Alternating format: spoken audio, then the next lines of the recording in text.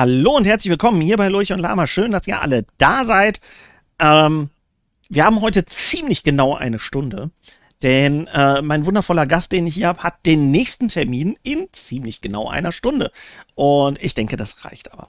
Ich freue mich sehr, den Gast heute Abend hier zu haben und ich spreche Deutsch, nicht weil ich unhöflich bin, sondern weil der liebe Wolfgang Deutsch zumindest sehr, sehr gut versteht.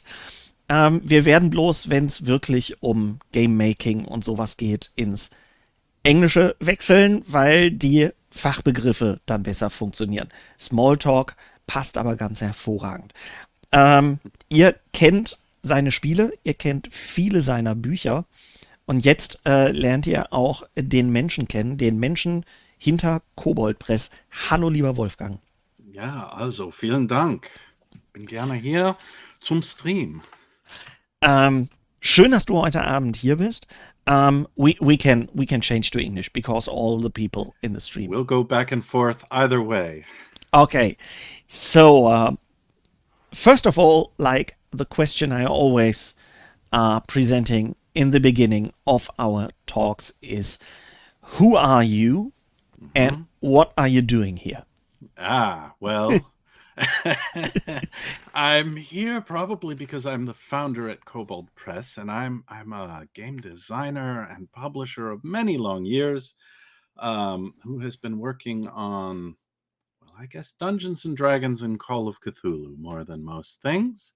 And I love games, so I think that's why I'm here.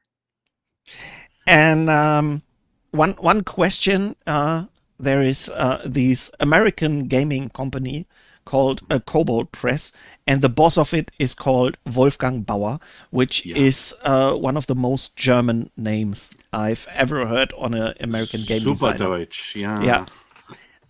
Warum? Warum? Hast du deutsche Vorfahren? Ja, aber natürlich. Meine Eltern sind immer noch deutsche Bürger und meine Mutter aus Dresden und mein Vater aus, deutsch sprechendes Polen, muss man wohl sagen. So yes, German parents who emigrated to the United States, and I grew up speaking German, and I was named Wolfgang because they are classical music fans. And so Wolfgang Mozart was the idea there, that I would be a great composer and musician and a lover of music. And I guess of the three, lover of music, yes, that part stuck. The composition and musician, and not so much. Really big shoes to go in. If you had to follow up Wolfgang Amadeus Mozart, so no, too big. But you know, German family. All my cousins are in Switzerland or Germany or various German-speaking places like New York City.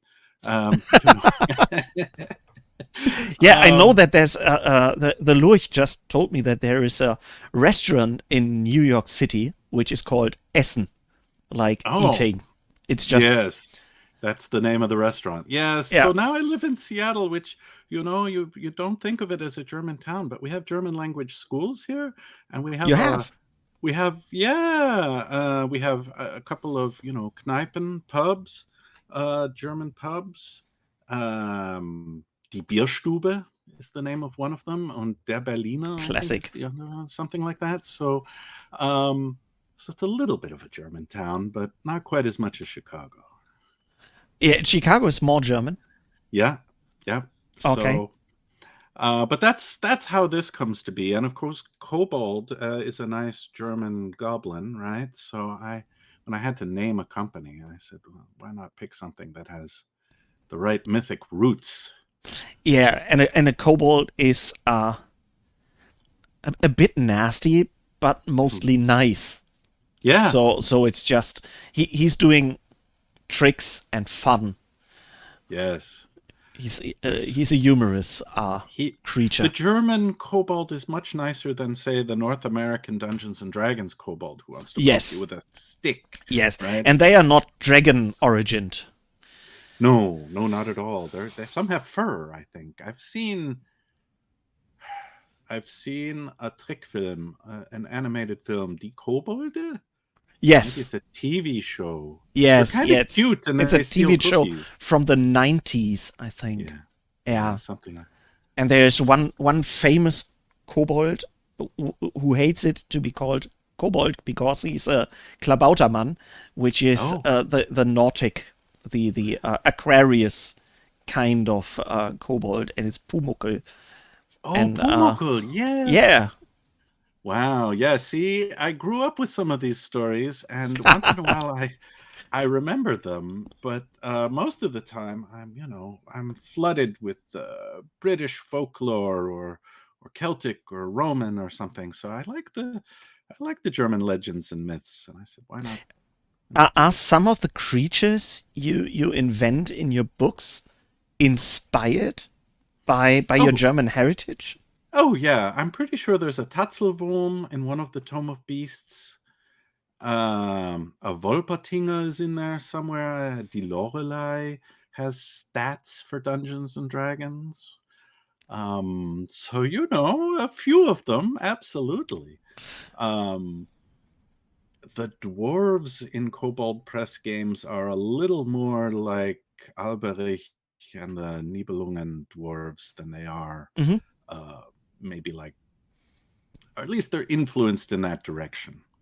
So They are more like Alberich than they are like the Tolkien dwarfs, like Gimli. yeah, Yeah. yeah. Although I'm sure there's a lot of crossover. There's a thing we did about ring magic as a school of magical study for the dwarves. And if you don't see the connection, Yeah. I'm like, A I'm bit. pretty sure Yeah, that's a a bit. Germanic sort of thing. Yeah, it is. It is. Um, so how did you start off making role-playing games? I think Uh, we both started as an ordinary playing nerd, but there yes. must be the point when you said, well, I will do this for a living. Oh, the For a Living came much later, right? Like I messed about for a while. I guess I played with friends and neighbors and roped in my little sister for a while and had other people playing games when I was still in school. But then I think in high school and college, I wrote a few freelance things. Hmm. One of them was for a Treasury of Middle Earth for Iron Crown Enterprises. Those who remember that far back, but yes, it was a collection of magic items for Middle Earth, and I did Dungeons and Dragons work for Dungeon Magazine, but this was pretty much beer money, so I don't think I can count that as making a living from it. I went to college. I was studying to be a chemist. I was pursuing biochemistry and genetic engineering. I worked on Drosophila, fly genetics. I worked on algae, on photosynthesis. Um, I was going to be a very serious biochemist until the day my friend Steve said, they're hiring over at TSR for someone to work there. And I said, "Oh, that's nice, Steve. Are you applying?" He's like, "No, no, I'm going to be an engineer, but you should apply." Because he knew I Does he had have been horns? right? Like, thanks, Steve.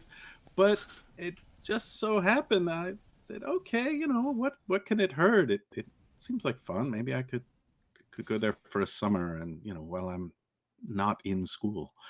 Um and they hired me, and I wound up editing Dragon Magazine for about 4 years, and then I worked at Wizards of the Coast and all the rest. So, I mean, that was really where it started. Is when my friend Steve said, "Have you heard?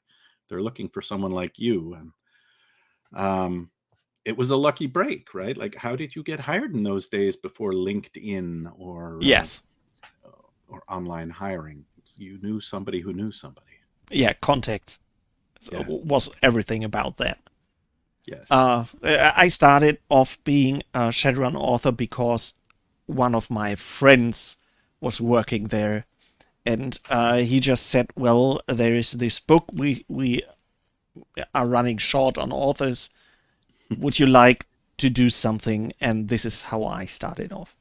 Right. And this is Often I still see this today where now I'm the one doing some hiring saying I need some help. over at Kobold Press. It's like, well, who do I'm in a jam. We're short on this book. Who do we know? Who do we know? Get me some people. Um, uh, uh, After the whole pandemic stuff, Yeah. do you work mostly in home office, or Oh are yeah. people all around Seattle? It is. There are, in fact, 4 kobolds who are in the Seattle area, but the other 6 are scattered around the country. Hmm. And the initial, like when I said it can't just be me, I need to hire some help. The first employee to come on was outside of me in Seattle was in Pennsylvania. So it's always been a remote company. That was long before the pandemic. Um, you know, we have never had the sort of office that I wish we had sometimes. It would be fun to sit down to lunch with people or to have a meeting and just sort of be in the same space and do it. But the arrival of video conferencing and all the tools that we've had for many years now do make it possible for us to work independently. Um, but there is a great gathering of the Kobold tribe at least twice a year, um, when we go to a convention like Gen Con, for Hmm. instance, um, or PAX Unplugged in Philadelphia. Um, and those shows are huge, and it requires the whole team to show up there and fly the flag, right? So I've never been to one of these shows. I just no, heard of it. I'm in the business for so many years now, but I've never been to the US. oh, we So should have you maybe over sometime. Yeah, someday, maybe I've been someday. I've been to Essen exactly once, and it I was think great. you think it's great. I think it's Well, lost. I think that must be a few it years ago. was it was 25 years ago. Okay, then it was great. Nowadays, I think it's much overrated. The Oh, Spiel in Essen, because it's just some kind of great gaming market where people are not going there to meet, but they have a list on the games they are coming oh, out there. They just run in the hall, fetch their games, go out again. oh, So it's been much more of trying games 25 years ago, where you just yeah. went there and sit down at a booth and try the There, was, game. This is there not were so much. more demos than I could possibly do, is what it Yes, was. but Yeah. it's much more than a great supermarket nowadays. Okay. Well, things change. Yeah, not always for the better. Um, so the last years made many changes to Hmm. the business. I Oh think yeah. our business watch was in the end much better prepared than other businesses, because Yes. we already started doing remote working and Mm. things like that years before the pandemic. And so there was a huge lap in a step up in business Yes. during the pandemic. Was it also in the US, or just here? I mean, I think the role-playing games tabletop generally did very well in that period. The place where I noticed things exploding was in the virtual platforms, right? Yeah. All the online gaming table tools, um, they all tripled in size or whatever during the pandemic period, because people were in lockdowns, travel was very complicated, um, and people were doing remote work and getting used to using those kinds of tools. So I think that changed. That was a big change. But frankly, all of the sort of games you can play at home with a small bubble of friends were also. I mean, my Call of Cthulhu group continued playing. My writers group moved on to moved on to Zoom for virtual shop talk among the writers. So some went one way, some went the other. And then there was these. I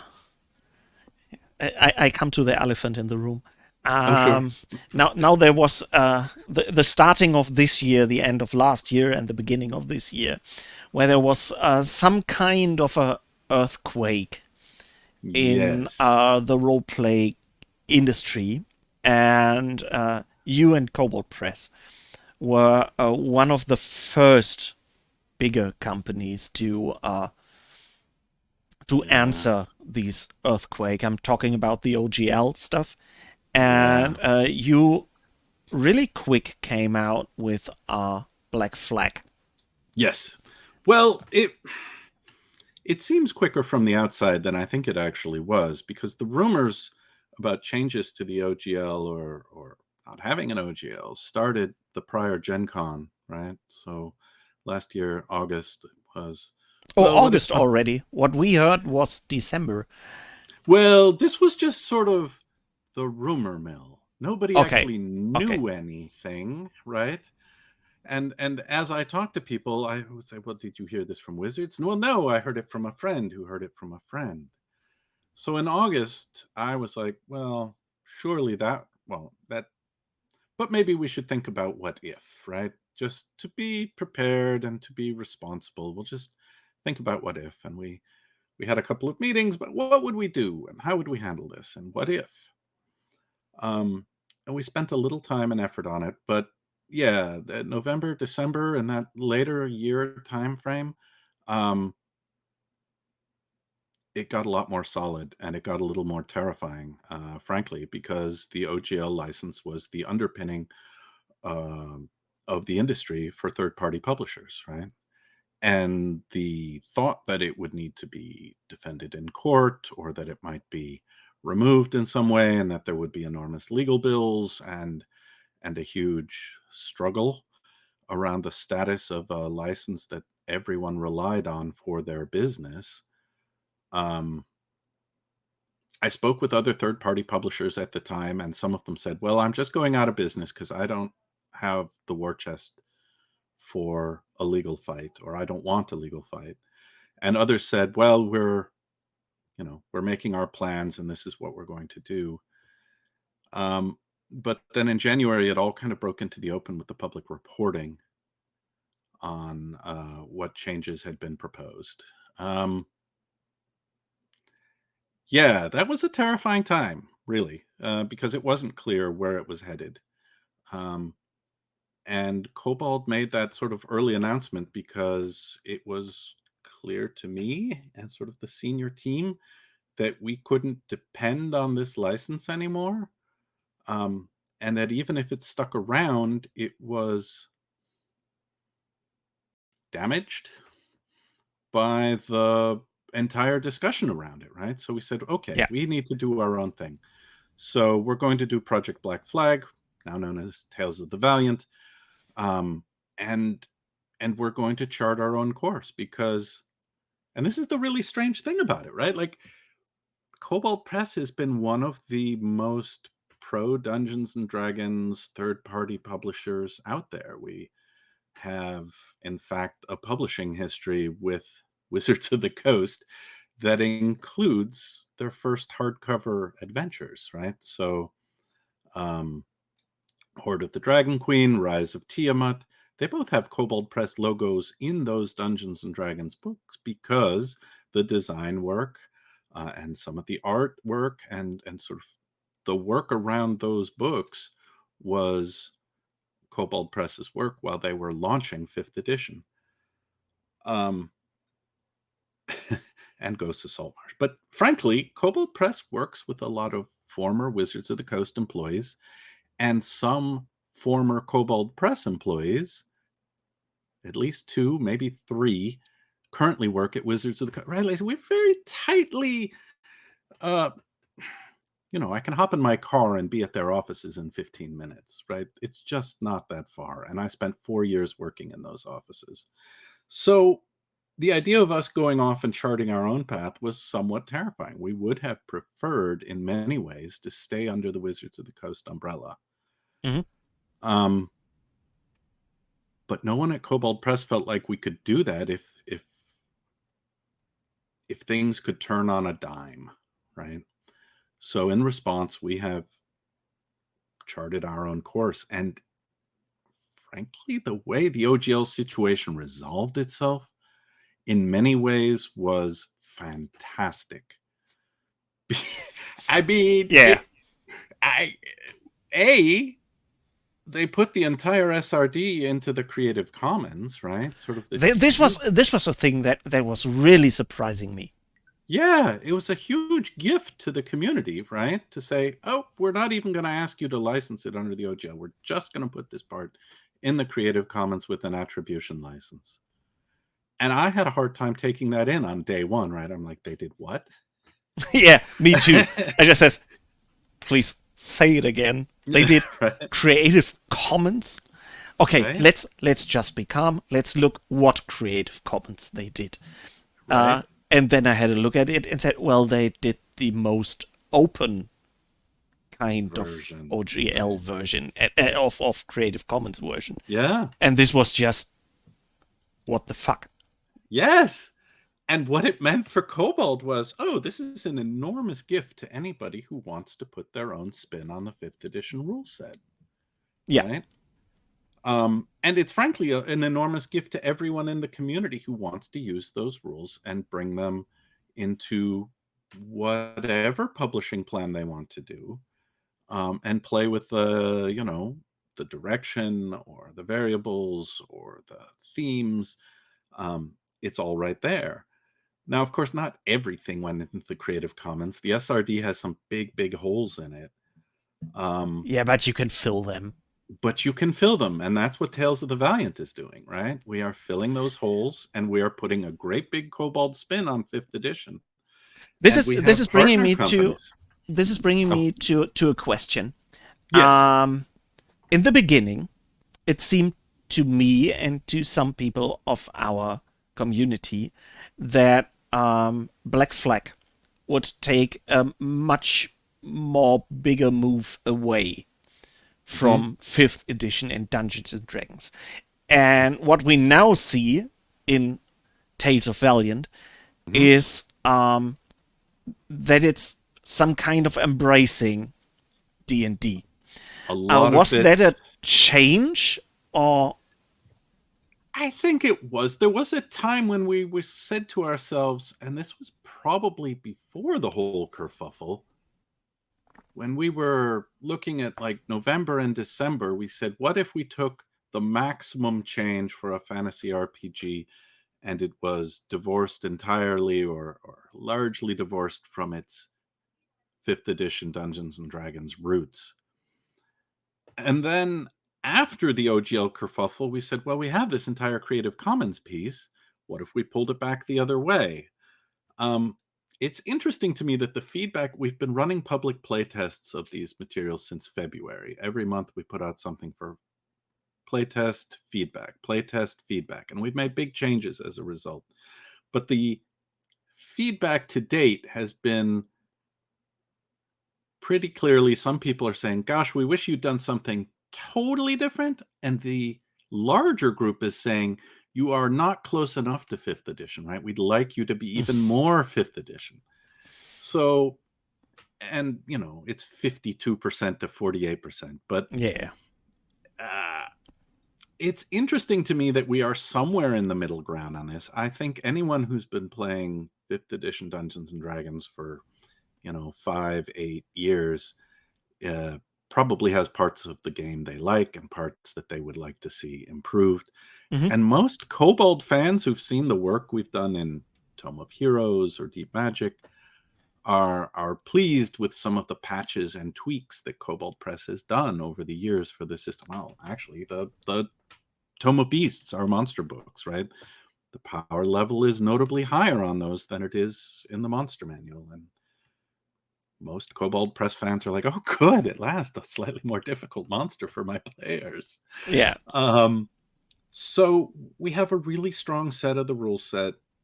we are making changes to it. Some of them are perhaps more substantial than is first apparent, but all the core engine is the same, right? Yeah. The attributes, the saving throws, the skeleton, the whole framework of 5th edition is still there, with some fine tuning, and with plans to enhance the best part of the game, and keep putting out new things under the Tales of the Valiant banner. And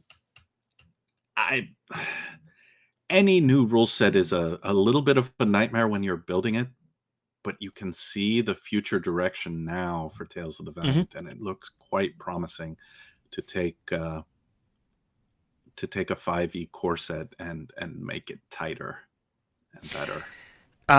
Talking about Valiant, how happy are you with the crowdfunding, the Kickstarter running right now?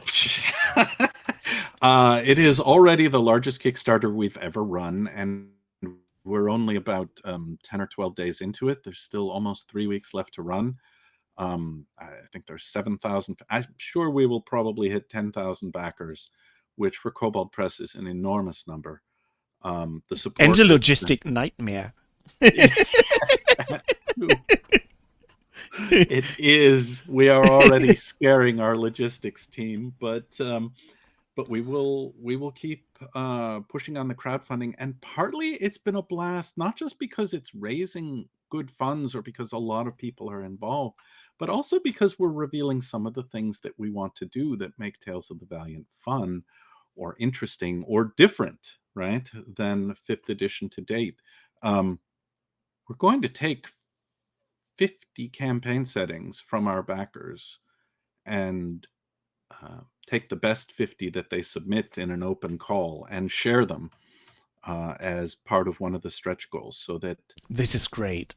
Right? This is a great idea. People have been asking us for years, when will Kobold Press publish my campaign? And I'm like, well, now in Tales of the Valiant is when. This is a brilliant idea, which makes people really invested to the game. Yes, and we can share those worlds, and we're not buying all the rights or anything. We're just buying permission to publish it once in this Guide to the Labyrinth book. But like, that is something where we're seeing the community respond in a positive way. We're trying to say this is a game that's universal. It's for anybody who's homebrewing their own setting.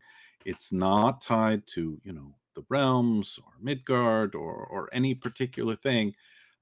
It's a rule set for anyone. And at the same time, we're trying to bring the community side in with this open call. So yeah, I'm pretty excited about where it's going.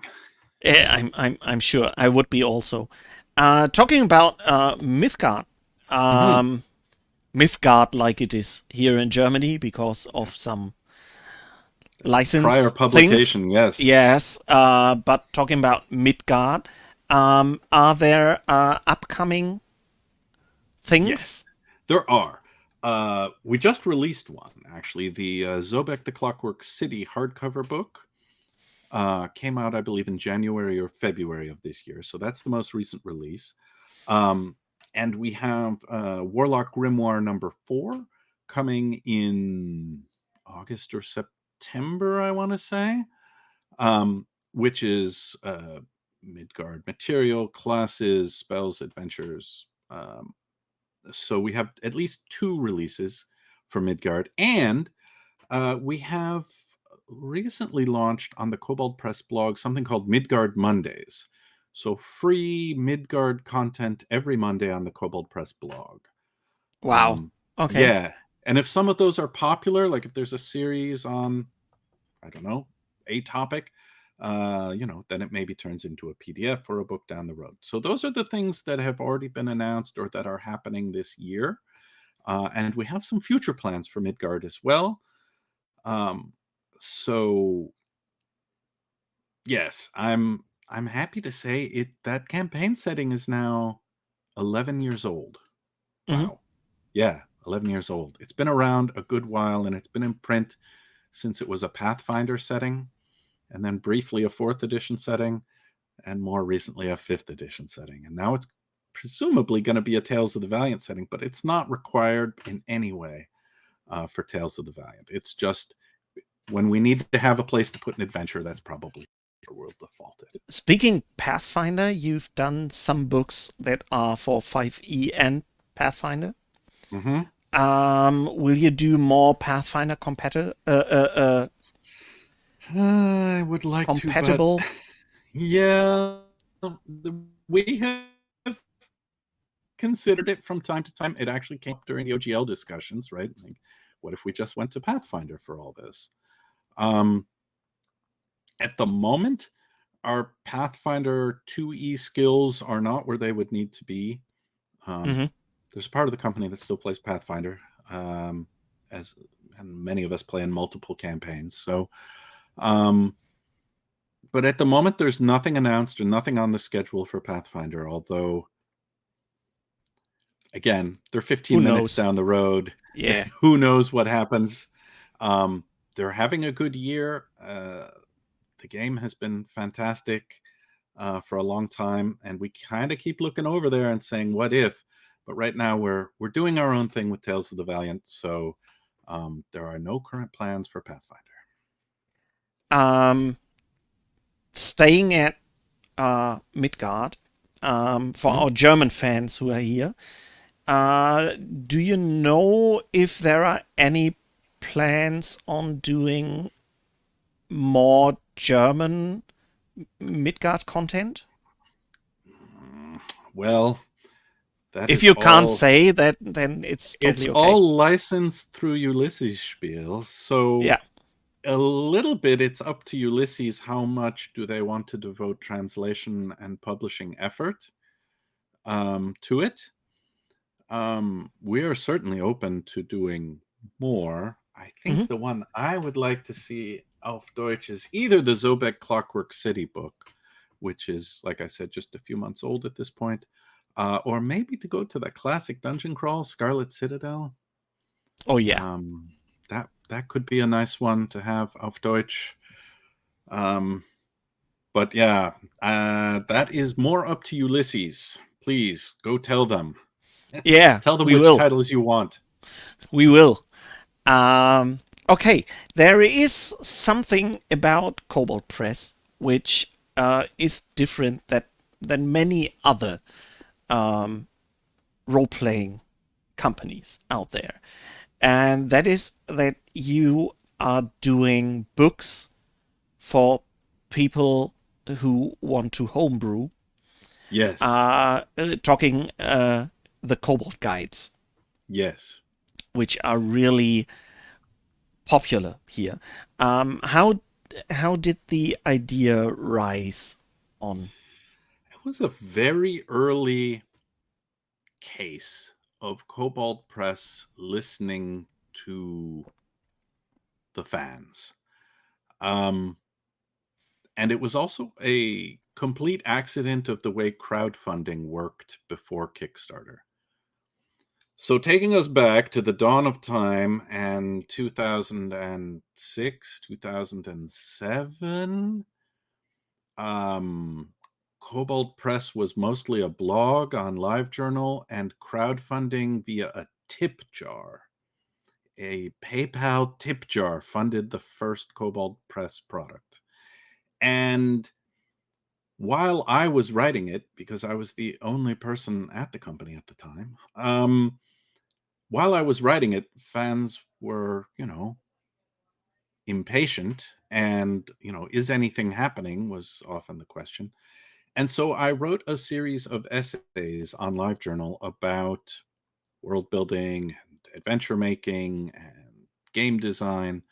And at some point they said, well, what if you collected some of these? And I said, fine, here's the Kobold Guide to Game Design Volume 1, a book which was in print via, 2008, something like that. And everyone liked it. And I said, because it's good. Well, yeah, it was. It actually, I think the first couple of Kobold guides, nobody had seen somebody trying to document their design process for role playing in quite that way. Like, we have design diaries now, and we have AMAs, and we have all these ways to talk about what is your process and how are you working as a professional game designer. I was just talking about, hey, I'm kind of homebrewing, crowdfunding, I'm working out of my garage, and people want to know why it works this way instead of that way. And I was distilling what I had learned as editor of Dungeon Magazine and what I had learned working at Wizards of the Coast about good design for adventures and role playing. And to me, a lot of it seemed, if not completely obvious, but like, yeah, I've known that for years. But where do you learn this? Right? You don't. You don't. Most people don't want to explain their process, and a lot of people don't know how they do it. And then at some point, these Kobold guides got popular enough that my colleague at Wizards of the Coast, Mike Selinker, said, well, what if we did one for board games? I said, well, sure, Mike. Kobold Guide to Board Game Design. And then he blew me away. He said, what if I got Richard Garfield to write one of the essays? And I said, well, yeah, I think that would be popular, Mike. And it is still to this day, the only Kobold Press book that has won an Origins Award is the Kobold Guide to Board Game Design, because it does for board games what the other Kobold guides do for role playing. They use it as reference books in college classrooms on game design. So I'm very pleased that those books are still in print. Some of them have been around for 10 years or more. One of them got a new edition recently. And, things like the Kobold Guide to World Building got a volume 2 last year. So, yeah, those are popular. They help homebrewers. We get occasional fan mail or notes from teachers about it. And I'm immensely proud of the work that's gone in there. It's not really mine for the most part, right? Like, the editors who collect these things and work with the writers, they bring in Margaret Weiss or Veronica Roth or, I don't know, Keith Baker or Monty Cook or somebody, and talk to them about, get them to write the essay about how to design a good dungeon or how to be a good game master. So yeah, we're going to keep doing those. You will. This is I really love that, because I love the aspect of gamer empowerment. Yes, Just that's exactly what it's for. And it's not meant to be, hi, we've been in the industry forever. It's meant to be, well, I've learned a few things and I'm going to share them. And it seems to work. If you would have 3 tips on the 3 most important things on how to be a good game master, what would it be? Well, there are people who are better game masters than I, but I think there are at least 2 that I can come up with right off the top of my head. One is, and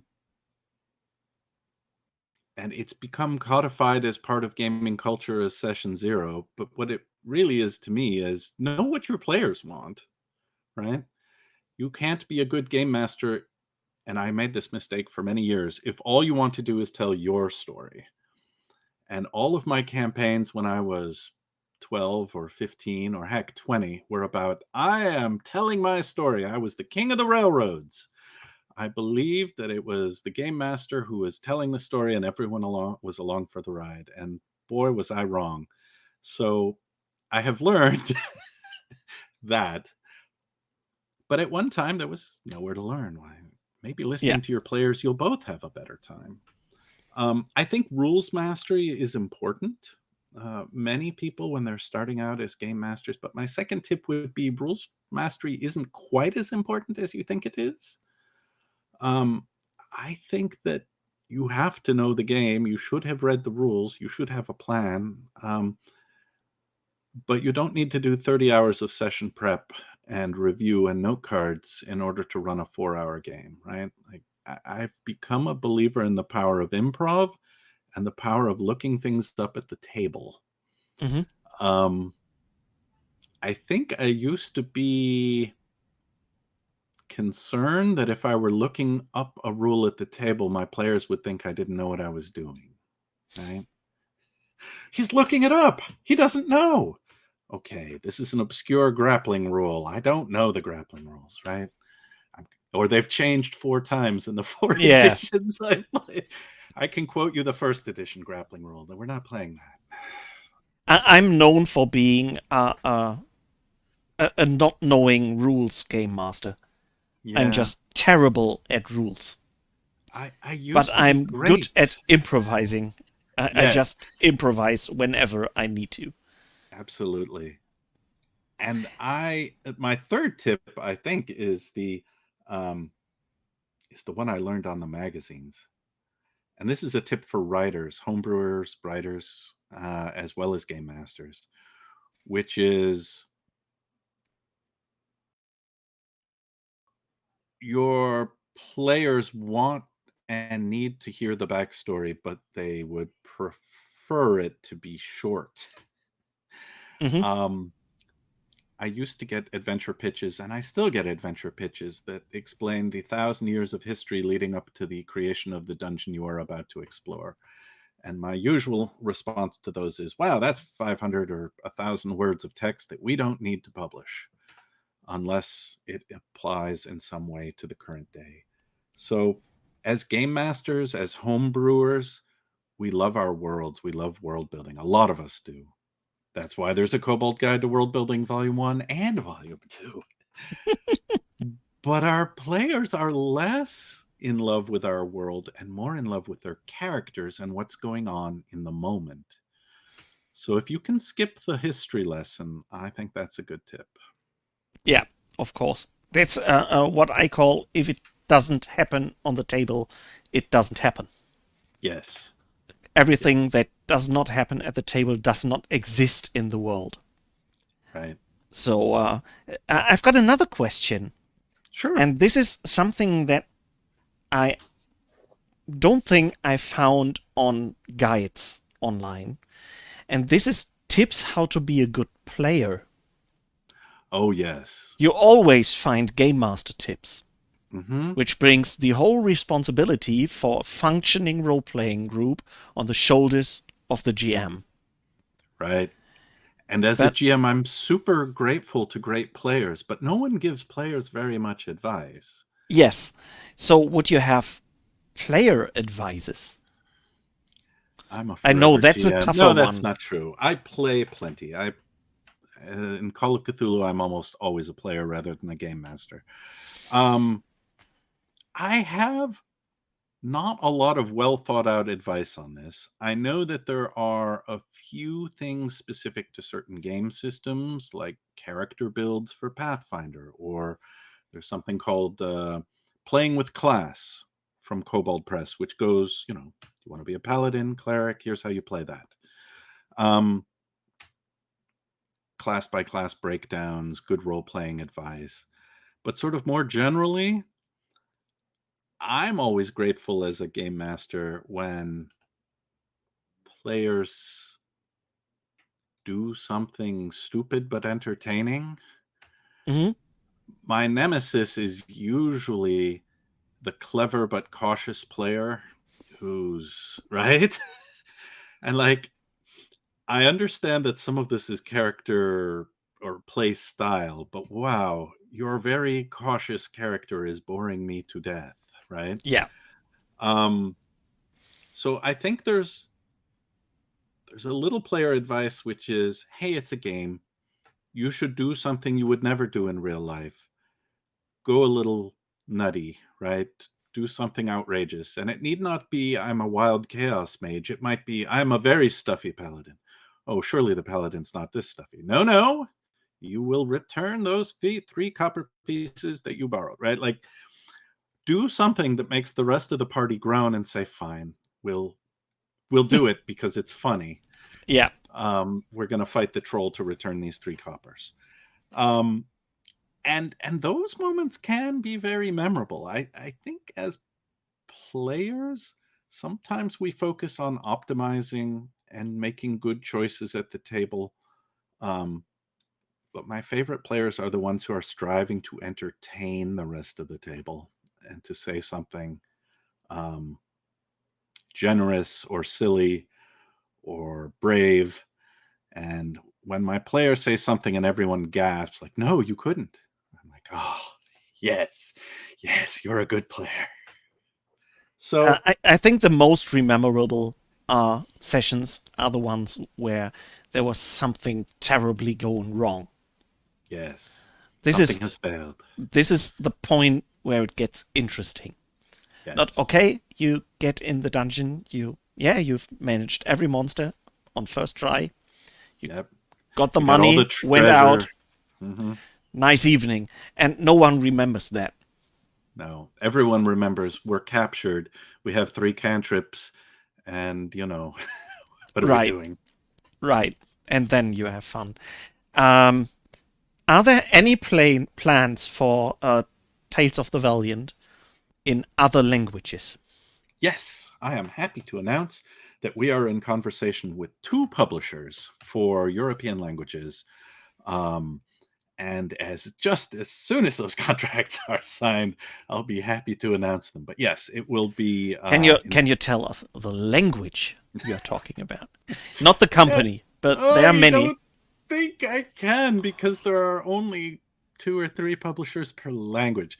But I can say that probably this month, next month, and the month after Gen Con, though, we're out and about. We're talking to people, and we will be announcing translations for Tales of the Valiant this summer. We are really looking forward for Tales of the Valiant in German. We Me would too. really much like that. Um, this would be really great. Um, so after all these OGL stuff, Yes, is it now business as usual? Are we back again to like it was before? I don't think so. For a little while there, it seemed like we might. Um, But it's changed in at least 2 ways. Several companies have decided to lean far less heavily on the OGL and to launch their own rule sets or settings, or chart their own. Kobold Press is hardly the only one doing this. Um, at the same time, uh, all of the noise, all of the reporting, all of the coverage that went through not just the games press, but the business press means that companies like Kobold Press or Paizo or Darrington Press or any number of role-playing firms were suddenly brought to an awareness that you know we hadn't had before. Um, More people are picking up a Kobold Press book these days than before. More people are asking to run our games at Gen Con. We're hoping to run 200 tables at Gen Con this year. Wow, this Yeah, is just we have our own hall for Tales of the Valiant and a few 5th edition games too. Um, so we're we're running a lot of. We've reached a broader audience, and that won't go away, right? People who discovered someone outside of um, the games they already knew mhm. might find they like the games they've discovered, whether that's Chaosium or Pathfinder or Tales of the Valiant. They branched out, and it shook up the industry, and it made players just kind of look around and say, well, what if I did play something else? Um, and that's been all to the good for many uh, tabletop role-playing firms, Kobold included. Yeah, I think diversity helps Yeah. uh, in everything. You just brought up Darrington Press. Hmm. What do you think will be the impact of the 2 games they bring out? I This is just looking in the crystal ball. No one can tell I this. I think anything they attempt at the size they're operating at, the scale of their audience, anything will be a success because they have a huge fan base that loves what they do, right? And I'm happy to see them branch out and do something quite different, right? Um, there is one part of the industry that has always been sort of beating the drum for. There are games besides Dungeons and Dragons. You could go play an indie game, right? But the reality is the much of the audience has been reluctant to pick up RuneQuest or what have you, except in times when everybody kind of gets shaken up, or when there's a very large, interesting story, right? And Critical Role has brought that. They've brought this wonderful new way of experiencing role playing. And they've, frankly, should take half the credit for the success of 5th edition, right? For role playing reaching this much broader audience than it used to have. I think we will see who was the dog and who was the tail. So who's whacking whom? I think we will see that if there is any effect on Dungeons and Dragons. It might be. I mean, what I would like to see is, frankly, just another wonderful storytelling universe, right? Yeah. What game system is attached to it and how it runs, I'm interested professionally, but to some degree, I just want there to be competition for the realms. If there's another property as big as Dragonlance or Cthulhu, great. There's room for more flavors. And one of the difficulties of the role-playing hobby for a long time is it's been very associated with fantasy primarily and a little bit with horror. But anyone who's played a role-playing game knows you can do sci-fi, you can do licensed games like Star Wars or Aliens or Indiana Jones, right? Like it's available for all those things. And I'd like to see it recognized as being good at that. I like that too. I would like to see that. I'm really curious on what's going on the next 2 years. I think this will be an interesting ride in the next 2 years. I think. Wolfgang, we are coming to an end. You have a. Unfortunately, yes, I have. You have another appointment in 5 minutes. Oh, okay. So thank you very much for coming here, for joining us, for talking about the beautiful Kobold Press books and worlds. Thank you for having me. It's been a pleasure. Eine Freude, kann man sogar sagen.